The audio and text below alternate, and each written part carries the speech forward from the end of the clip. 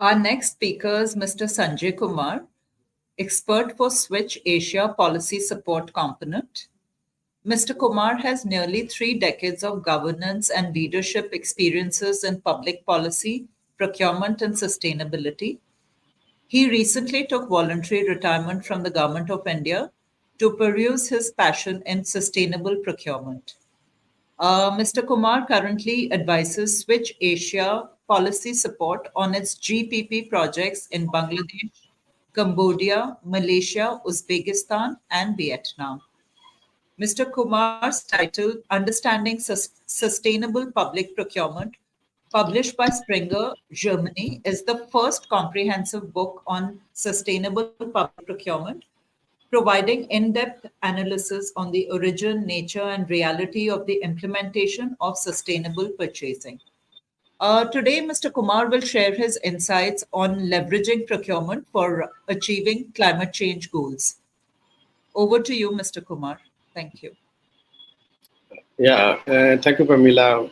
Can you see my slide? Yeah, we can see so. Yeah. Okay. No. No?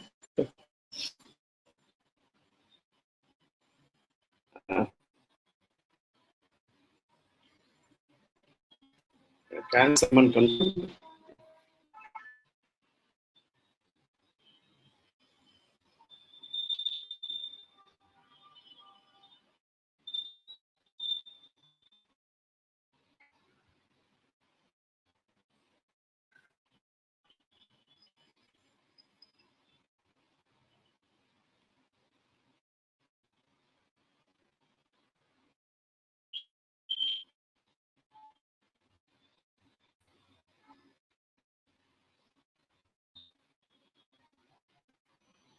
Can you see the slide, please?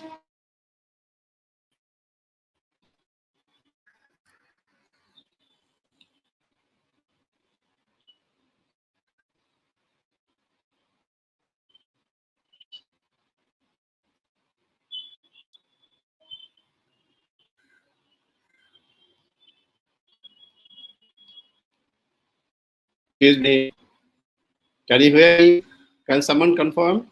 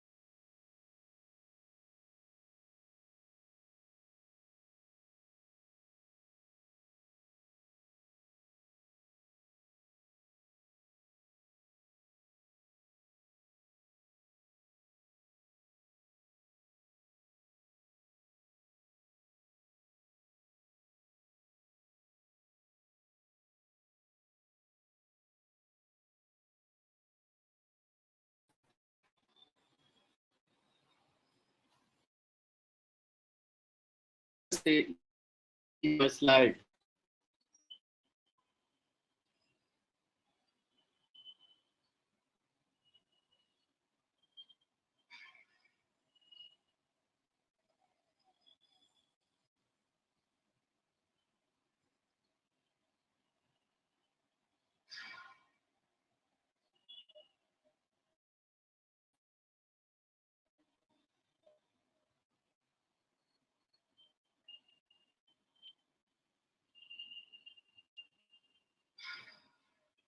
Excuse me.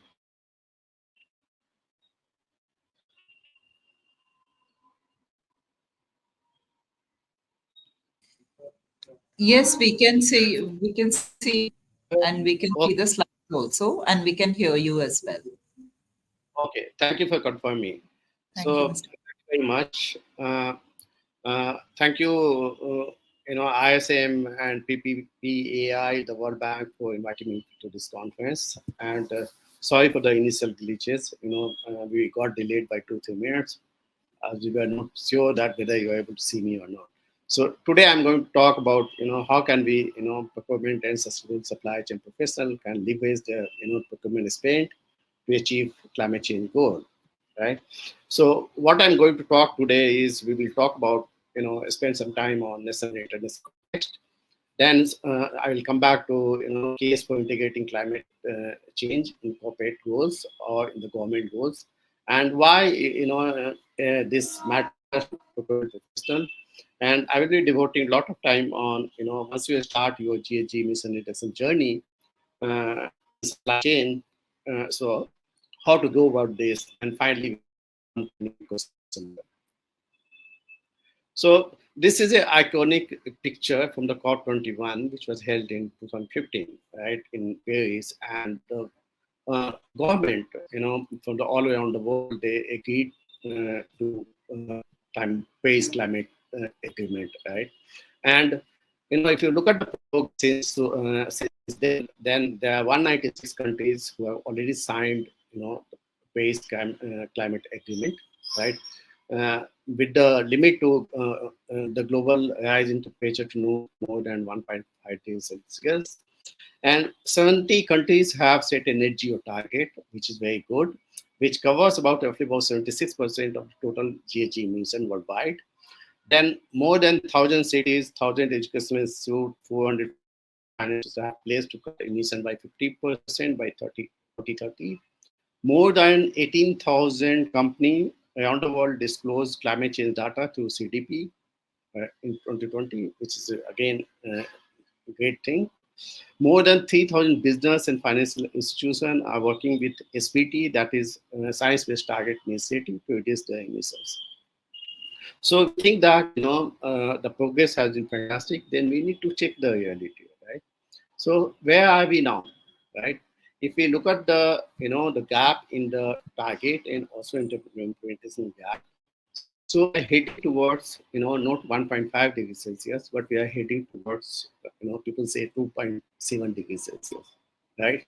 And in order to cover this implementation gap, the government and has to deliver on the whatever the place that has been made by them. So that is why Antonio Guterres, the Secretary General of the United Nations, he said that government or private sector commitment to net zero cannot be a mere public relation exercise. Don't just place it to show that we care for the world, but actually we all need to deliver on that promise, right? So what are the key messages? Key message for the public is, right, stop talking, stop debating about the science behind the climate change. Instead, let us debate solution to climate change and demand urgent action, both from the government and corporate. But the message for the government is, it is fine that you don't want to do cap and trade or impose carbon taxes, right? But you can't argue that the jury is still out on the climate science, right? And government not because the government will be held as accountable for inaction, climate change by by this generation and future generation as well. And the message for the corporate is, right, if you do dilly-dally at this point of time, soon the time will come when GHG emission will be increasingly scrutinized, regulated, and priced, right? So corporate also need to think about this. And in fact, there's solid business. There are three fundamental reasons, and one from coming from the customers, because increasingly, stakeholders are demanding, greater transparency and accountability on ESG data, right? And if you look at the number of protests, around the climate change, it's increasing worldwide, right? And survey after surveys shows that there's a rise of people who are not taking actions, appropriate action on ESGs, right? And still better is business such as opportunity, see opportunity behind low carbon transition, right? And increase the brand value and so on, right? But on the other hand, there is a increasingly regulatory design is becoming tougher and tougher for all the corporate who are working worldwide, right? Today, 90% of the global economy fall under a net geo place, right? So wherever you operate doesn't matter. You work in India, you work in Europe, you work in China. It doesn't matter. Your emission is under some kind of commitment from the government or the corporate. UK has introduced mandatory climate-related financial disclosure for company, and this is going to be followed, within coming, you can say 4, 5, 10 years all around the world. Again, in EU, they have come up with the carbon border adjustment mechanism, right, in which they are trying to put a fair price on the carbon emitted during the production of carbon good. It doesn't matter whether the good is being produced in India, China, or Netherlands, right? Then again, US has come up with the US inflation reduction, in which they are doing some kind of scheme funding program for offering climate change solutions. If you want to avail that solution, you need to take action. And you look at another, the investor, right? So I think CEO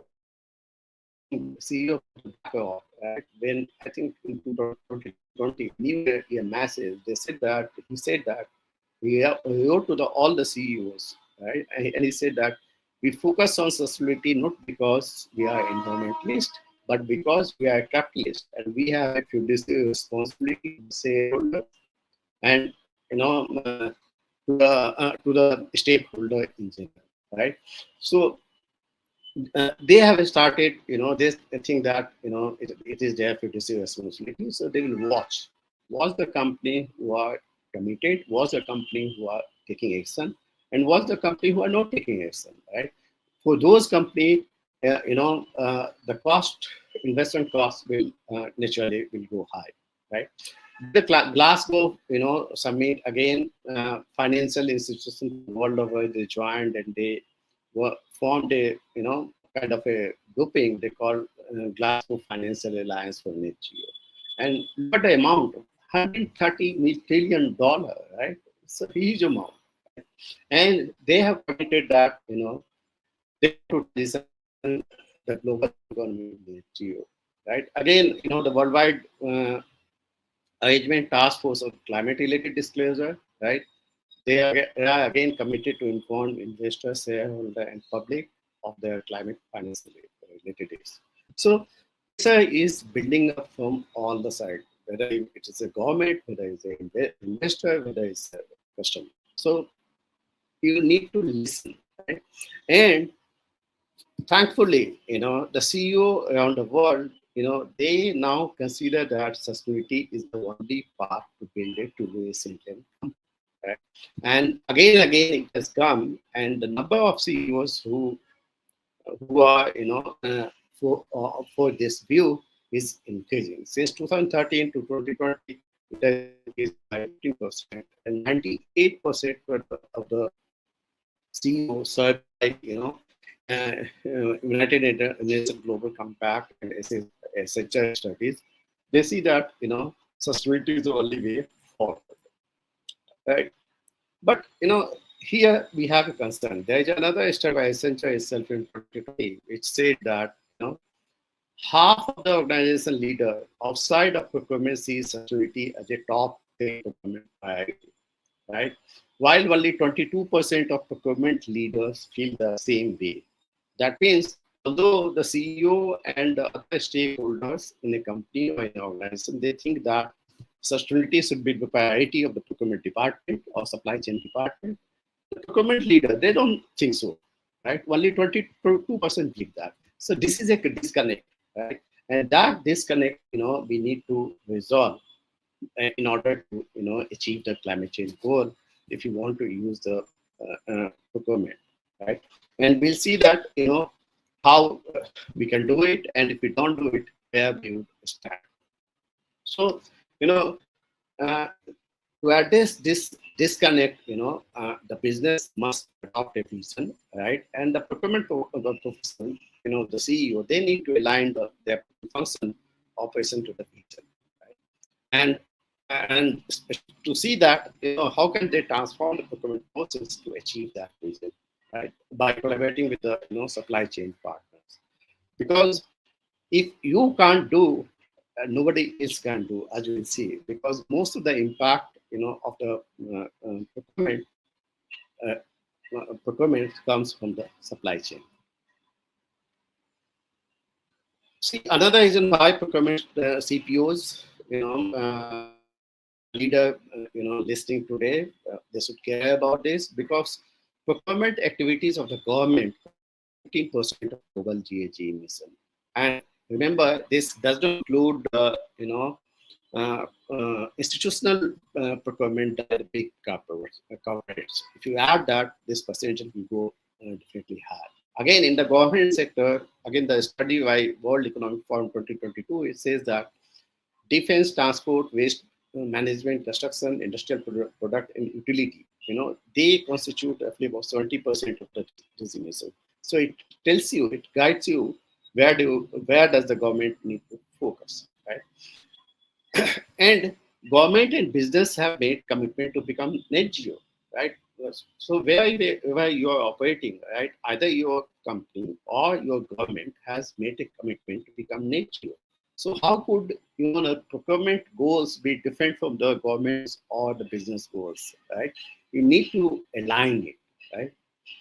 And finally, again, in one of the survey by the Gartner, they try to find out, what are the impact on supply chain as a result of climate change.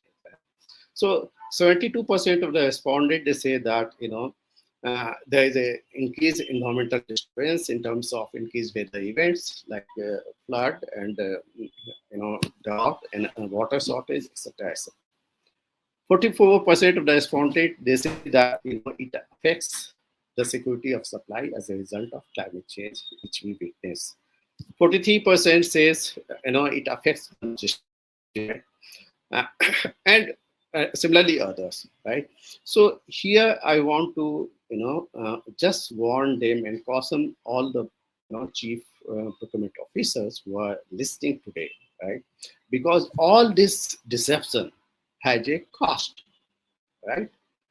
So if you want to address this cost, you need to take this into account in your decision making, right? Because ultimately, there is another study by the CDP which said that company may incur up to 150 billion in supply chain as a result of sustainability risk, right? Then another studies, it says even by UNDP, workplace disruption caused due to climate change can cost up to 2 trillion in productivity loss. So say for example, you're in Bombay, right? And tomorrow there is a flood and office attendance get down to 10%, 15%, right? Uh, your 85%, 75% employees are not coming to your office. Just look at the productivity loss, as a result of climate change, right? So we need to think of. So now that we understood why we need to take care of the climate change in our procurement decision, right? Now we come to the the stage. If we think that we need to do that, then how do we do that, right? Again, it's something like a procurement cycle. It is a there is a cycle. First, we find out the GHG inventory, identify actions, set targets, action plan, implementation, report on tracking. It's nothing great about this slide. So let's see one by one. What does GHG inventory say? GHG inventory means like how much your total GHG emission over a period of 1 year, right? So again, the first thing, when we are trying to address and to become the net zero in your company or within a government, let us avoid greenwashing, right? All along the talk, I will be talking only of the net zero, between, not carbon neutral, right? Which includes also offsets, right? And What does the net zero means? It means achieving a balance between the carbon emitted into the atmosphere and the carbon removed from it. It's given by British standard system. This is definition you can just have.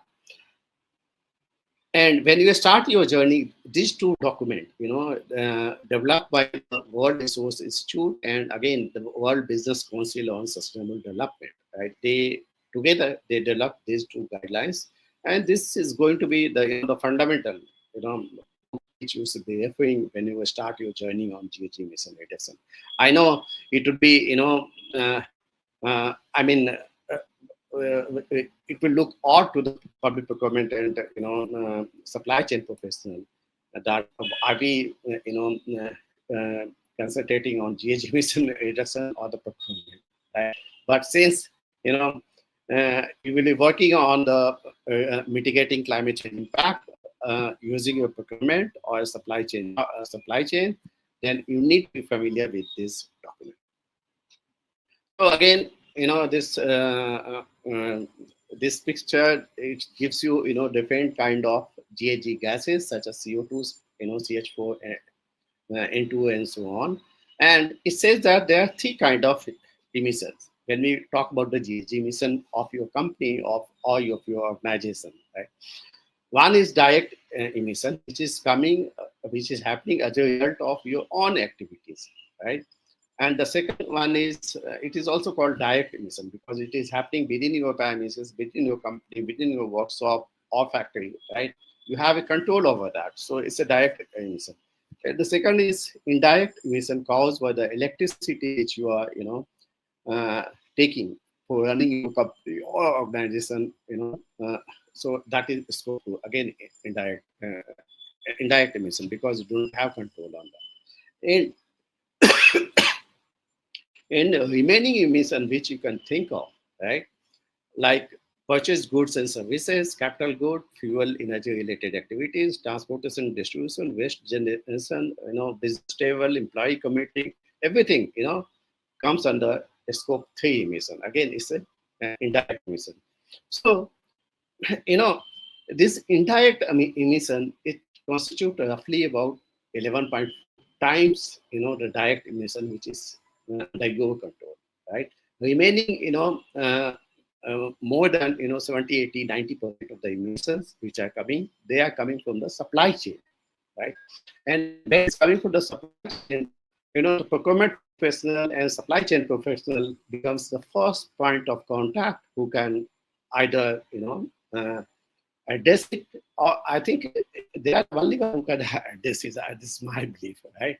And because you are the one who will be taking decision on whatever the emission coming from this area upstream and also the direct one and scope 2, because and you are the one who will be able to you have the relation with the vendors who will be able to control this emission. If you don't, I think nobody in company would be able to do that. There are methods to calculate the GHG emission. Scope 1 and scope 2 are relatively straightforward. It can be done, but scope 3 is very complex, right? And we'll see. So if you ask me, in a perfect world or in a right world, what will be the CO2 emissions of your company? You go to your warehouse and see that, okay, add up all the CO2 product level CO2 emission during the life cycle, and you come up with some figure, right? But in actual world, we don't have data about product level data about how much is the CO2 equivalent GHG emission coming from the product A, B, C, or D, right? So in that case, in the real world, what we do is depend on the indirect way of finding how much is the GHG emission, right? And there is again all this, right, is to find out based on the how much you are spending, right? Other way is to find out based on the data which you are primary data which are supplies, right? So, and it could be a mixture of both, right? Depending on the maturity of your suppliers and depending on the maturity of your own initiative. Then you find out how much the GHG is. So, You start with, a spend-based method that is based on the secondary data of your how much you are spending, and say spend is $100 or 100 rupees, right? You multiply with the emission factor for a particular product or particular services, and you get the CO2 equivalent of GHG emissions. Something like that. And finally, once you, then again is a waste data method. It's something about how, depending on the mass or depending on the volume. Okay, say for example, 100 kg of cement you are buying. So 100 kg of cement plus per kg emission factor, multiply it, get the CO2 equivalent data. Then a hybrid method, you get some data from the class, you get some data from the waste, either based on the mass or based on the spend, and you find out. Finally, you method when you get specific data, all primary data from the supplier themselves. They are the most correct one, right? But that will take quite some time, maybe 1 year, 2 year, 3 year, 5 years, I don't know, depending on how big your organization is. So and so don't wait for those 5 years to start your GHG journey, right? And we understand that there are challenges, and your sustainability colleague in your organization, they will be helping and they will be dealing with those challenges, right? And they will be they will try to address these challenges, right? Like limited data transparency, we understand. Low quality granularity of data, we understand. But we have to begin our journey. That is very important, right? So once we have, GHG emission, GHG inventory, then we need to identify what kind of action we would take, right? So before taking action, let us understand the interrelation between your company, your suppliers, and your customers, right? For you, scope 1 and scope 2 emissions become scope 3 emission of your company, right? Similarly, scope 1 and scope 2 emission of your company, they can become scope 3 for the suppliers and for the customers. So considering this link, right, we can be successful only if we work together, right? So it is very important that when you are starting your GHG journey, right, engage with the suppliers, engage with your internal team members, right? Then you begin your journey, right? And once you have started building collaboration, then you will have something like data like this, right? This is example from the health sector. Like 40% is coming from the generation and distribution of electricity, gas, and heating. This data is based on the study done by the Healthcare Without Harm. So naturally, we would like to focus on area which constitute the maximum impact, right? Maximum GHG impact. So in this case, you see, 3-4 categories are contributing to the maximum impact. So naturally, we will try to focus on that particular area. And I'm sure most of the procurement and supply chain guys are aware about 80-20 concept. In the sense, where is the spend? 80% spend, right? So that is where we would like to focus for any city, right? In this case, also, you will get similar data if you plot depending on the suppliers or depending on the product categories. You will get something like this kind of graph. So again, we will try to focus on where is the maximum impact. Say for example, you have a 20,000 vendors, right? So if you plot this, we'll find that only 100 or 200 vendors are constituting your 80% of the emissions. So naturally, you will focus on those 100 and 200 vendors, right? So, but use the secondary data to identify the hot spot, and then we move on, right? Once you are able to identify 100 and 200 the vendors, right, you know them, then you work with them closely to find out how much is their primary data. That will also take time. You will need to educate, you will need to assist, and so many things, but we'll have to do. But first, you identify who are the vendors who are contributing to 80% of the spend, right? And begin your journey. Don't wait for the ideal situation to come. Setting target. When it comes to setting target, now we have calculated the GHG inventory, right? Then determine the base year. Your base year could be, say, we are today. If you are starting your journey, your base year could be 23, right? And then set the target year. When do you want to become the net zero, right? And then accordingly model your target and your activities. Fortunately, there is something called science-based target initiative, right? That is again, initiative of CDP and United Nations Global Compact, World Resources Institute, and WWF. So what it gives you is that it helps you, right? It helps you, it assists you with the different kind of resources to set your target as per the net zero target, as per the commitment, so that your company is able to achieve those targets to meet the 155 degrees Celsius. Uh, uh, 155 degrees temperature to restrict it to 155 degrees. Then again, it gives you, you need to when you're talking setting the target,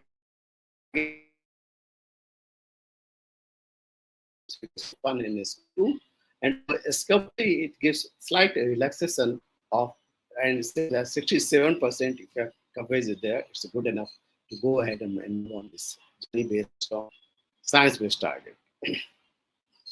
Then it gives you again the approach. There are two kind of approach depending on, one is absolute based approach. Here, any company A, B, C, D are free to decide, how much their annual reduction would be, right?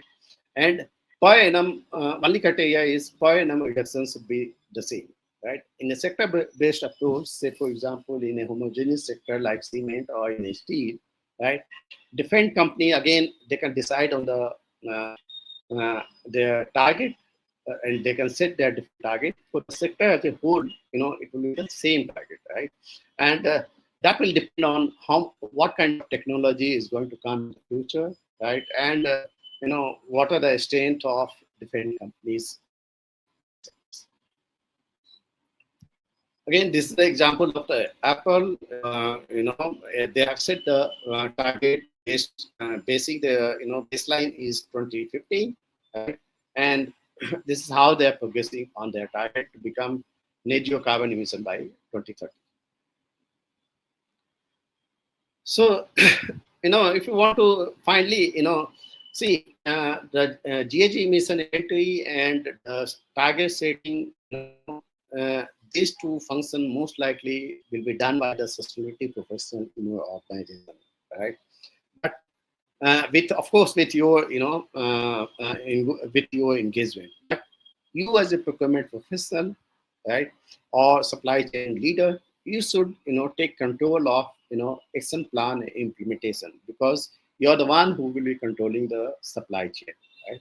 So you need to take care and take the leadership over here, that how you're going to develop the plan to mitigate the GHG emission in your supply chain, and how you're going to implement it.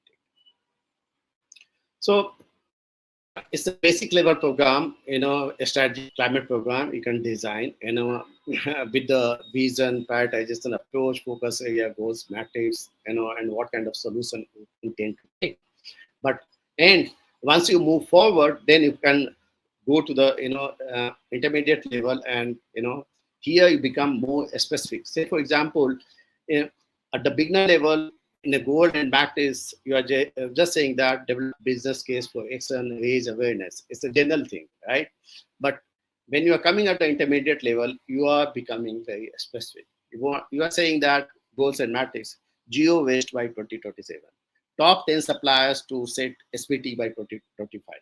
So you are becoming, more specific about how you're going to achieve your target. Then finally, you need to identify what action you are going to do in your supply chain to mitigate those. What kind of project you will do? What kind of initiative you will initiate in your supply chain, right? So for any company, there could be various initiatives, right? And you need to figure out which initiative will help me in the GHG emission by how much, so as to meet the net zero emission target by 2020. Finally, reporting and tracking, right? It's very important, as we all understand in any activity we do. So, you know, for a small company, maybe, if you are working with the 10 vendor, 15 vendor, 20 vendors, right? Or maybe even 100 vendors, depending on the how, what is the resources available at your hand. You will be able to design some of the KPIs, and you will be able to monitor yourself, right? But when the size of the company increases, size of your supply chain crosses the national boundaries and is spread over different countries, then it will be very difficult to track, the progress of the KPI. In that case, there are several, tools available, given by again different organization, right?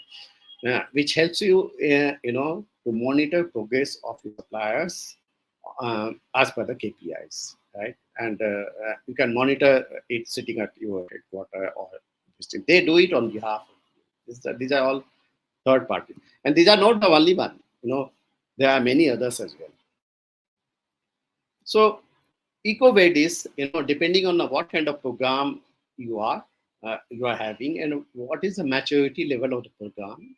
They have, categorized, different vendors into four categories. Like the one vendor which is beginning, at the beginner level, intermediate level, advanced level, and at the leader level. Right, right. So how mature is, your vendor with respect to GHG emission mitigation efforts, right? So what they did is they came up with a, based on the 15,000 sample size, and they did it worldwide. So what they found is most of the vendor today worldwide is falling in the category of beginner. If you look at, and they have given the size of the company is 1,000 plus employee, all sizes, and in four categories, right? And in the leadership level, there are very few. That means what that is shows is the vendors all around the world, they are still, the beginning, and they are just starting their journey, right? And that because the pressure from the supply chain, pressure from the procurement department is not coming, and they are not, me as a procurement person, we are not working with them on this target, right?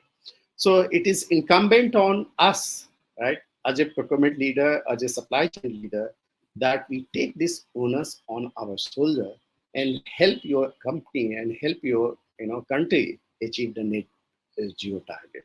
Because if we don't, as I said, no one can, right? So we have to take the lead and you start your journey today. So here are the key observations, right, from the implementation experience, right? So there is a huge deficit, as we have seen in understanding GHG emission standard, baseline emissions, setting target, stuff, blah blah, because it does not come naturally to the procurement professional. It is acceptable, right? But since this is going to be the future, this will be defining your profession, right? It's a you need to learn it, because after all, we learned it, then only we became the procurement professional or supply chain professional. The second is, transforming the climate change effect of company supply chain will require board level oversight and support for procurement and other intermediaries. So as we have seen in the Accenture, study of 2022, the sustainability leaders, the CEO of the companies, they want you to become sustainable. They want their organization to become sustainable. It depends on you. How do you, you align your procurement objective, your supply chain objective with the, the business objective, and get started. It is, you have to do it. And third is decision maker tend to overestimate the green premium, right? They need to pay for the less emitting product. Of course, it is true that there is a green premium, right? But it tends to reduce as the technology progress, right? And with the economy of scale, right? And finally, it says that goals can achieve with 3 to 6% of the green premium. Of course, it's costly. It will increase your budget, no doubt. But the cost of not doing or not taking action is much bigger as compared to what it is cost at the moment, right? So think about it, and thank you very much for listening me, right? Very patiently, keep in touch. Uh, I'm available for any question and answer, and otherwise also. So thank you very much.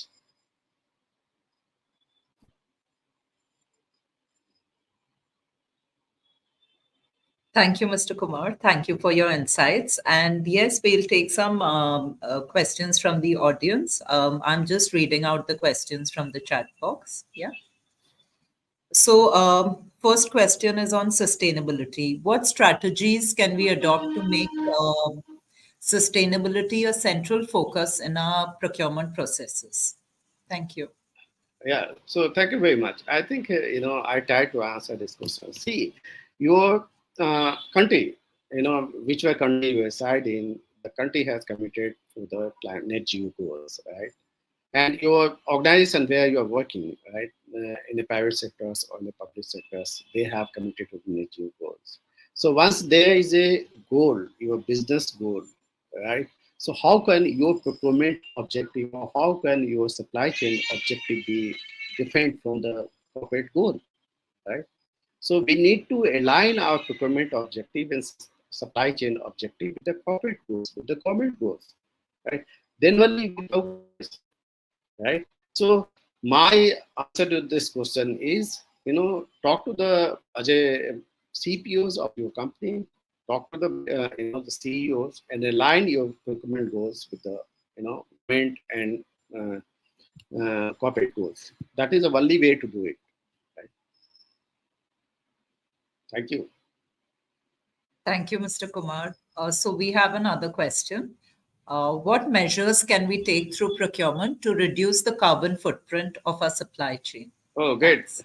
See, as we discussed, right? All the if you look at the sustainability impact of our supply chains, right? 90% of the impact sustainability risk is coming from the supply chain. Say, for example, tomorrow there is a flood in Kolkata, and my supply is to be received at Bombay, Mumbai, right? And as a result of the flood, the factory was closed, and we did not get the supply at time. Right? That affected our production. It led to production loss. We were not able to supply to the customers which the goods which we were supposed to supply. Right. So you need to think of the opportunity. Where are the opportunity, right, in reducing the supply chain? When you are working with the suppliers, you just think of start engaging them. What kind of electricity they are consuming, right? Whether those electricity are coming from the renewable sources or whether they are coming from the fossil fuel sources. Maybe we can discuss and agree with the timeline with the suppliers that okay, today is 2023. What we'll try to do is to install a solar power plant or at least try to source the electricity which is coming in your premises from the solar plant or from wind energy by say 2025 or 2026, 2027. It's your idea, right? One. Second is again you can sit together and see that okay, these are the materials we are trying to buy, and how can we, rework the design of a product, right, which will help us in reducing the GHG emission coming from the product. Right?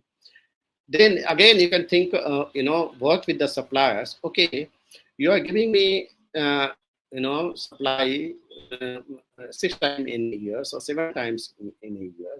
Can you reduce this, can frequency of supply so that I get the the emission coming from the transport, right? It gets reduced. You can also work with the suppliers. You optimize the transportation coming from different vendors so that the transport impact as a result of transportation. Can we work with the suppliers to see okay, if I'm getting supply, right, can it be delivered using the e-vehicle, right?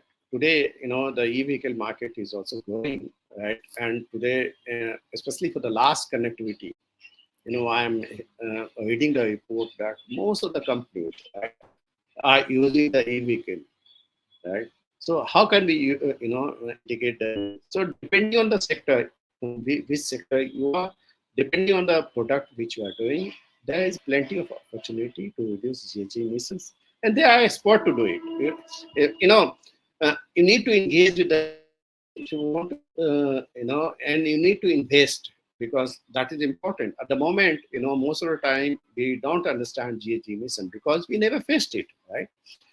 But since this challenge is coming to us, and we are the only one who can address this, remember, because you are the first point of contact with the vendors, right? So if any company or any business has to interact with the vendors, you are the contact point, right? You can take a decision at the contact stage, right? You can mitigate sustainability criteria in the procurement decision, right? So you are the one, right? So there are ways. Only thing is we need to invest time and energy to learn it. Thank you. Thank you, Mr. Kumar. So I'll just put forward one last question, after which we'll move to the next session. So, what steps can we take to prioritize energy efficient products and equipment in our procurement decisions? See, there are, opportunity at different stages of the procurement, right? At the, say, for example, at the technical stage, right, specification stage, you can integrate energy efficiency criteria in your technical specification, right? And then you can say that, okay, the company who are meeting those technical specifications, they will qualify. So they get the order. Again, coming to the, the supplier selection stage, specify the criteria that, okay, the firm, not now, but 3 years down the line, the firm who has installed 60%, the firm who is have installed solar panel, in their plant, and they are sourcing the electricity from renewable sources, they will only be qualified, right? Again, in the award criteria, depending on the, how you are giving the weightage to different aspects, to the cost and quality and to the energy efficiency, you can give different weightage, higher weightage for the energy efficient products. So there are a lot of choice which you can exercise in your procurement decision, and you need to use them. So thank you very much. Thank you for the great questions. Yeah. Thank you, Mr. Kumar. Thanks. So now we'll move on to the next session.